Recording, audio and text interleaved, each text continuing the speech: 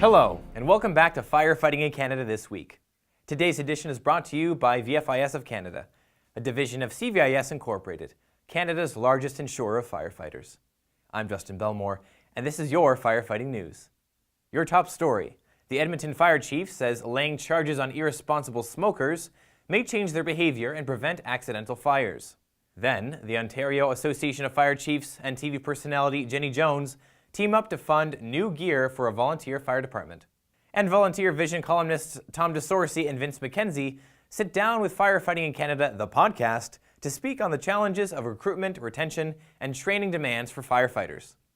Edmonton Fire Rescue Chief Ken Block says he believes more needs to be done to stop what he calls irresponsible smokers from starting expensive and dangerous fires in the city, Global News reports. The comments come after Edmonton Fire Rescue investigators determined a fire early Sunday morning was caused by a cigarette being put out in potting soil. It forced dozens of people from their homes.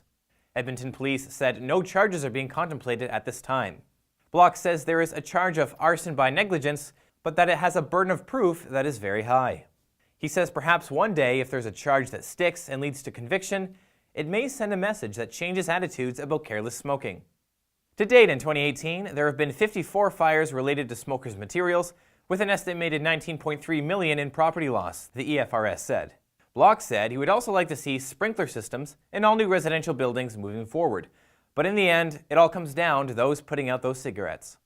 Jenny Jones, the host of popular American talk show The Jenny Jones Show, is working with the OAFC to offer up to $25,000 to help a volunteer fire department purchase new safety gear, equipment, and technology. Jones grew up in London, Ontario, and said she wanted to give back to her home province. She got in touch with the OAFC in May and launched the Jenny's Heroes Canada Equipment Grant through the Jenny Jones Foundation.